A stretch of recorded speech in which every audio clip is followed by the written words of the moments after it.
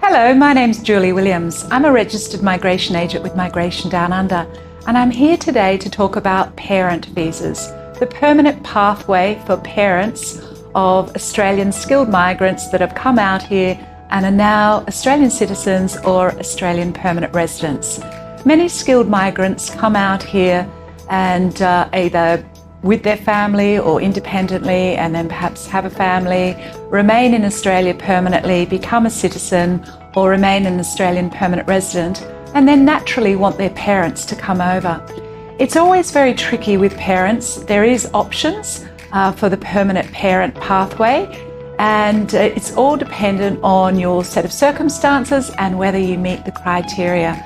The main requirements is that you meet the parents meet the balance of family, which means that they have the balance or the majority of their children all residing here on a permanent basis in Australia, either as an Australian citizen or as an Australian permanent resident. Now, permanently residing means that you've been here for at least 2 years, you're settled and established here in Australia.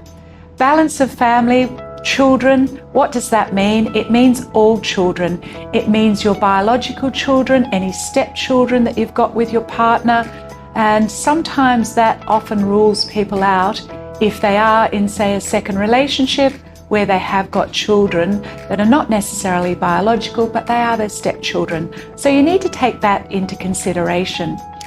There is also an age requirement for anybody that wants to lodge an application whilst on shore and access the bridging visa to be able to remain in Australia for the duration of the processing of the parent visa. And the main applicant must be at least 67 years of age or older. So what are the different options for permanent parent applications?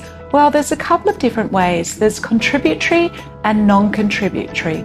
And when the contributory first came out many years ago, gosh, it's probably around at least 10 years ago, I think now, it used to be a good option for those that could afford it because it was a much faster processing. I'm talking about months. And then we were talking about maybe a year, 18 months, 3 or 4 years.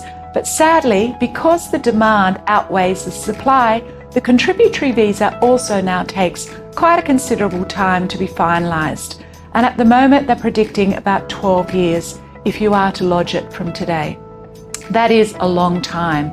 If your parents are 67 or older and can be here in Australia, or at least one of the parents is 67, then you can lodge onshore and access the bridging visa and remain here for those 12 years whilst waiting for that application to be processed.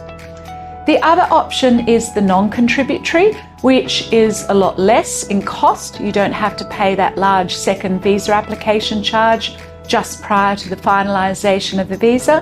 But be aware, the non-contributory, they're saying, could take 30 years. We've got clients in the system at the moment that lodged about 15 years ago, and we're still waiting.